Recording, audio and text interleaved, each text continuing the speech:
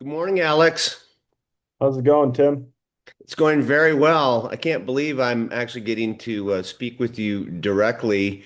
Welcome to my YouTube channel, Ourlympics. I write for Forbes about the Olympics, Alex, weekly, and I've been writing for a couple years now for Forbes. Been an Olympic fan since I was 9 years old, and I watched the 1968 Winter Olympics with a guy Nice. named Jean-Claude Keely. He was a pretty good skier.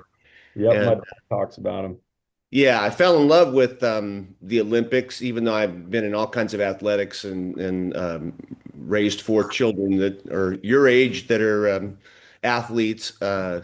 There's something about representing your country and competing against the best in the world. It's kind of the brightest, the brightest lights of the Olympic stage. I think you would agree, and everybody that I talk to. So, thank you for making time to talk this morning. And I want to, I want to just for those that don't know you as well as I do, because I wrote about you a year ago, and when you research somebody and you write about them, you become invested in them. And I followed you since then to make sure there were no injuries, that you made the team, that you ultimately got on the podium again. Congratulations on behalf of millions of Americans. We are so proud of you for your silver medal and for your gold in Beijing in freeski slopestyle.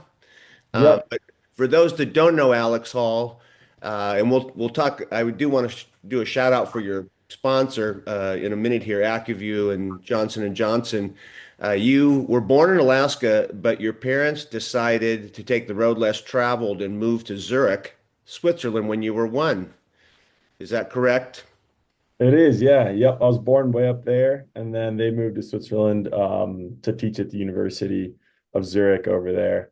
So I don't remember being born in Alaska, but I've been back a couple times since. I got some family up there, so Yeah, and you and your brother Aldo were raised in Switzerland until you were about 16. You are 28 now, so about 2014, you moved to Park City, Utah to train. And at some point here, I've got to ask you to explain your signature Buick grab move. I don't want to get into the weeds, sir. I didn't put that in my questions in advance, but I've got to ask you about that. And also the 1080 right double cork into a 900. I'm really yep. getting technical here, but I got to have you I talk like about it. that. And later on, when we'll do some video edits, to put some clips in of those moves when we create our social media shorts. But you ultimately won a gold in Beijing in freeski slope style in 22, and you are also a third place finisher at the World Championships in 21 and 25, and you've been on Yep. the podium 12 times at the X Games. Uh, Yeah, 14 now, but it's close. and how many of those were gold out of the 14? I forget, maybe seven or eight of them. I actually don't know exactly. Well, congratulations on Thanks. all those accomplishments, and you're still just 28, which means maybe we'll see you in France in 2030. We'll see. Yeah. The Olympic cycle is a long cycle, and so I'm just glad we got you back for Milan. Me too. And so let's do a shout out for your sponsor. I'm proud to say AccuView contact lenses, disposable contact lenses. I'm wearing my AccuView contact lenses this morning. Here's product placement. AccuView Boom. with HydroClear Plus. Johnson and Johnson owns AccuView, and they created the first disposable contact lens back in I think 1987. And I've been wearing them for decades. And as someone who's active, I can't say how thankful I am for AccuView products for disposable contact lenses when I go and swim laps at the pool or do anything active and I don't have to wear glasses. I can be in my contacts. So talk about your partnership with AccuView and Johnson and Johnson. Yeah, totally. Yeah, I was classic. I was kind of in denial that I needed any sort of help on my vision. Everyone in my family's either got contacts or glasses, so I don't know why I thought I was the one who somehow got super lucky. But yeah, a little bit ago, I was just, I could tell stuff wasn't quite as clear out there, whether it was driving around or, doing daily activities or even for athletics, skiing, all that sort of stuff. And then um, pretty much got a test and realized I should probably be wearing something, and ended up, yeah, using the AccuView contacts. And honestly, they're so great for exercise and activities, just because they're so comfortable. Pop them in, don't even realize you have them, and they're great for skiing. I never realized I really needed them for freestyle skiing, but I've realized, especially on the rails, where you kind of like sliding down this long metal pipe, and you have to usually look at the end to try and keep your balance. And especially on the rails, I noticed it making a big difference having them. So it's been fantastic. And yeah, I just love how easy they are to use and how comfy they are. Well, I've got an ask right now that I'm gonna ask you and other Olympic athletes that AccuView is sponsoring for the Olympic Games. I'm wearing mine right now, of course, for this interview, and I'm just wondering if they could do an Olympic limited edition contact lens, with the Olympic rings embossed in the contacts. Wouldn't that be cool? That would be hilarious. I would totally run those. Anyways, I love their products, and it's fun that it's been a game changer for you as an athlete, where vision does matter. In Milan, you had flat light; that was really hard, Yeah. and so vision of the best vision that you can get when you're throwing tricks like you're throwing is really important. Now that you are an Olympic gold and silver medalist, were you the emotions that you felt this week in Milano-Cortina, were there any feelings that surprised you? Yeah, honestly, I was just having such a good time over there. It was really, really cool and really fun and special having my family. Because they didn't get to go to China because of COVID. So it was awesome having them there. And I'd seen them a bunch, throughout the weeks, but didn't really realize how cool it was to have them there until like after the podium and they were all up front. I got to see them, and it was just special seeing my parents there, my brother, his wife, a bunch of my friends actually came down from Zurich, which is only a couple hours away. So they came by train. So I had a big squad there on that day for slopestyle finals. And yeah, it didn't really hit me until like I saw them at the bottom. I was like, this is so cool having them here. Like, and they do come to quite a few events, especially my dad and my mom. But having everyone there at the same time is really rare, maybe only once or twice in my whole career. As my brother been there, his wife, my parents, all my friends. So it was really awesome. And I was surprised by how special it felt. Not surprised, but the moment was so cool. I am so glad to ask you that question and get that answer. I've interviewed and written about a lot of Olympic athletes, and of course, behind almost every Olympic athlete are Olympic parents. Yep, Or a exactly. parent, a single parent, and the things that they do to help their son or daughter get to that goal, get to the podium or not, just to dare to pursue it, how much work you all have to put in. So it's wonderful that they were there and you had the rest of your posse show up. And I figured that was likely with the relationships that you built over 16 years while you were there in Zurich. Talk about your relationships with Burke and Luca. One thing I watched you competing, and I see it with other athletes as well. And I think it shows well for American Olympic athletes is you're all competing, you all want to win. Of course, Burke won the gold this time in the freeski slopestyle, and Luca was the bronze medalist. Uh, you all seem to enjoy each other and cheer for each other, even though you all want to get to the top step on the podium. Talk about your relationships with the guys. Yeah, totally. I think that's what's so cool about the Olympics. And I think also specifically free skiing and the events that I do is we're all really good friends. And I think it's sometimes, hard to truly say that about your competitors just because we all, we're so competitive. But I love those guys. I mean, Burke, especially Luca's a little younger, so I've only known him the last couple of years, but he's a great kid, and he's really been skiing really well the last couple of years, and I was really really excited to see him get an Olympic medal, because it felt like he'd really earned it and put in the work for it. And then for Burke, we've been competing against each other for a really long time, a really really long time, and he's always been a great guy, and it's been fun over the years. We've shared a lot of podiums together, and I posted a story on my Instagram, but we went to the Youth Olympics together in 2016. And there's this photo of us at the Youth Olympics in Lillehammer, Norway, in the exact same event, free ski slope style. And I think I was like 16 and he was probably about 15. And he got first and I got second. And we have the exact same photo 10 years later, 2016 to 2026 of us sharing a podium. So that was super cool. And yeah, I'm really, really proud of those guys. They put in a lot of work, and they really deserved getting a medal there at the Olympics. So it was fun. And to all the competitors who didn't, like, I'm such good friends with pretty much all of them and the rest of the Team USA athletes who do free ski, slopestyle, and big air. My friend ended up getting a medal Mac forehand in big air, which was really cool to see. He got a silver. But I'm also so proud of those guys for going out there and skiing their best. So Well, it's wonderful to hear about those friendships, a 10-year friendship with Burke. And of course, Norway is a little country that punches way over its weight. yeah, It's really amazing. I live in Los Angeles. Where are you doing the interview from right now? I'm actually in Cleveland right now. My girlfriend lives in Cleveland, but I'm based out of Salt Lake City. Yeah, you're still in Salt Lake. Yeah, I'm in LA. It's 65 and sunny for everybody that's not here. I'm really grateful for that. But I am just amazed at Norway keeps producing athletes like Burke, and the fact that you have a 10-year friendship and you've been to so many competitions. That means together where you're competing against each other. But I thought it is what is good about the Olympics when you see fierce competitors high five or hug each other, regardless of who finishes first, second or third. So kudos to you for your example to people like me and younger people who are coming up behind you about the Olympic experience and really showing it its best light. So talking about it's way early for this, Alex.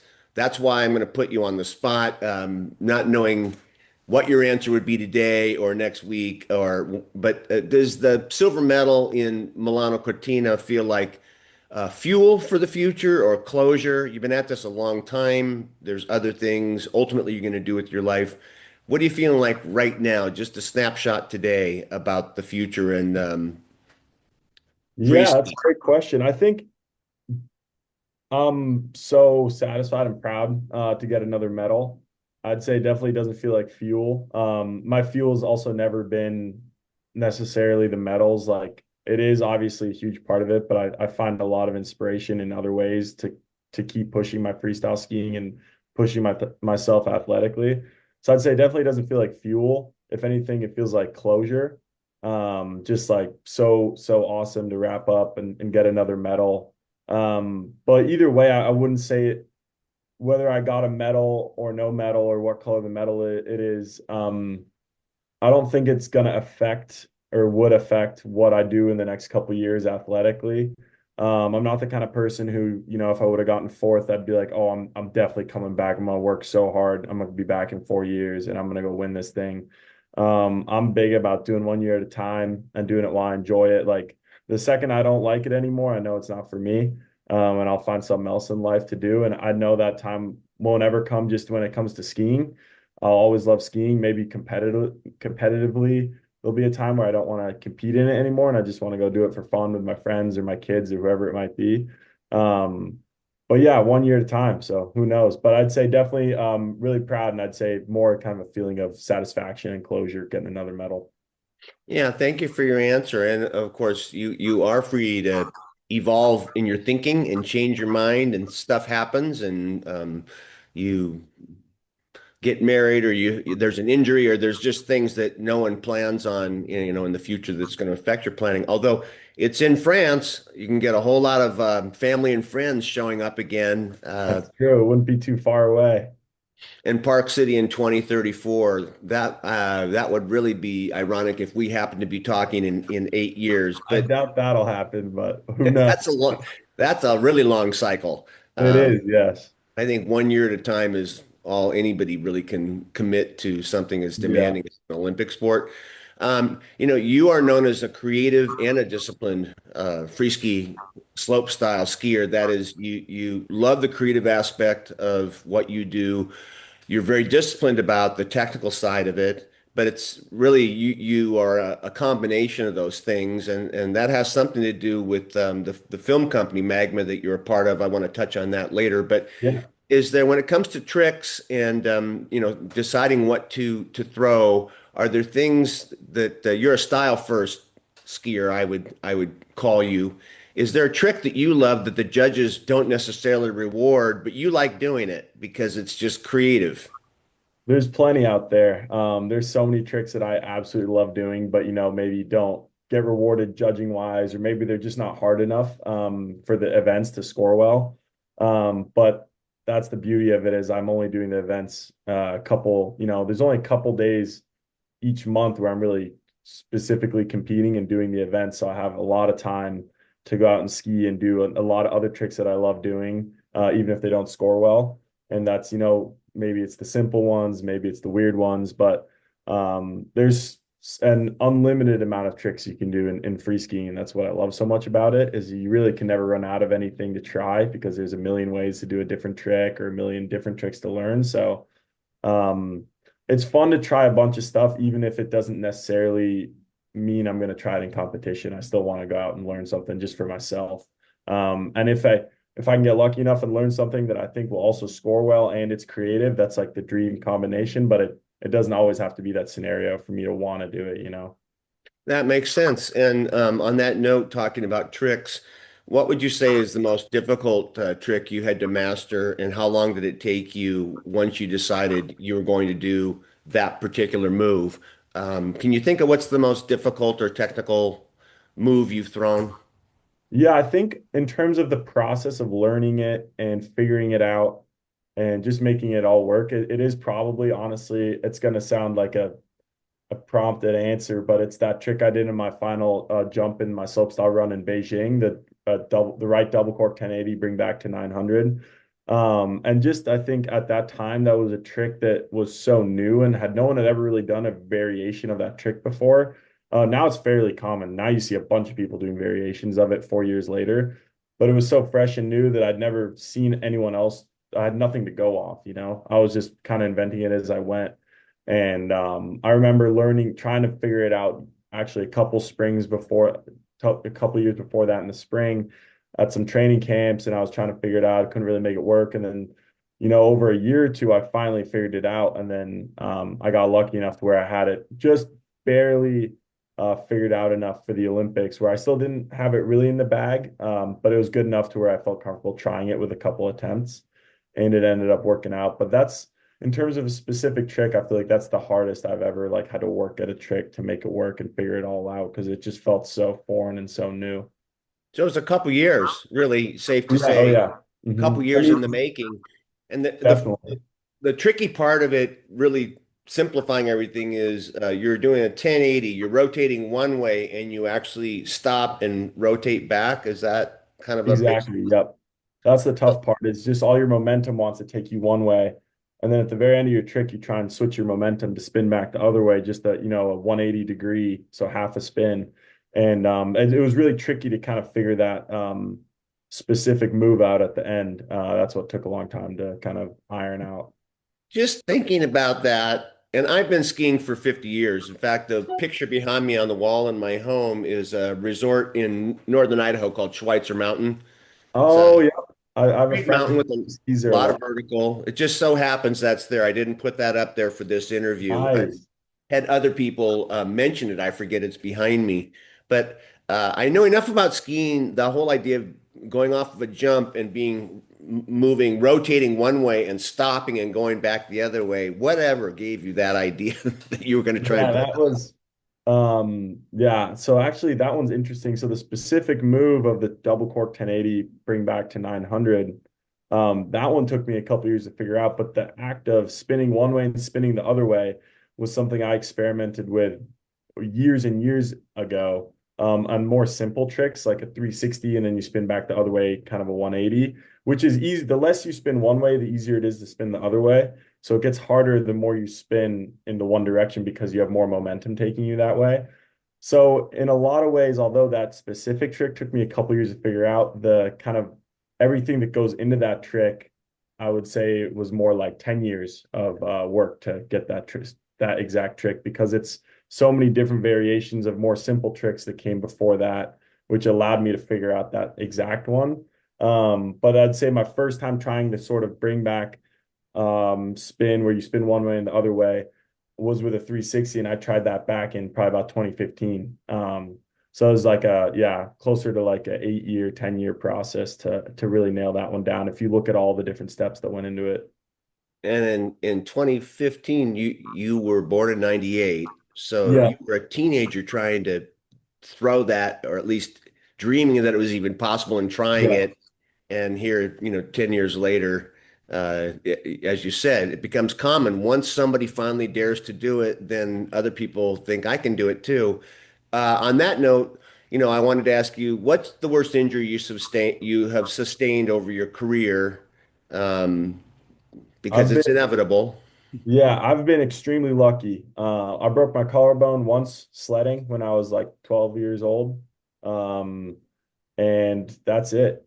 So I've never really gotten hurt skiing somehow. I've had tweaks, I've like tweaked my shoulder and my shoulder was sore for like a couple weeks. I tweaked my ankle once, it was sore for a couple weeks, and it's still, my ankle get a little sore every now and then, but I've never, yeah, never really hurt anything. So I've been super lucky. And beyond injuries, you've helped redefine free ski slope style with moves like the 1080, pull back into a 900. What do you hope younger skiers copy from you? And is there anything that you don't want them to pick up from you? I can't think of anything, but what do you hope your legacy is for kids coming up behind you? Yeah, I think I've been so lucky with, having a ton of success in my career competitively with kind of thinking outside the box and trying new things and kind of not following a given mold, like kind of figuring out your own path. And I'd say that's the main thing I'm trying to inspire in young kids, and whether that's in competition or just in freestyle skiing in general or in skiing in general, is to go out there and do it your own way, like have fun doing it, and try something new. Like just because someone else does something doesn't mean you need to copy them. You can do it in your own specific way, or you can try something new, and just always thinking outside the box is something that I've always done and loved about freestyle skiing. And I'd hope to inspire kids to do that. Just think outside the box and try things for their own reasons and in their own ways.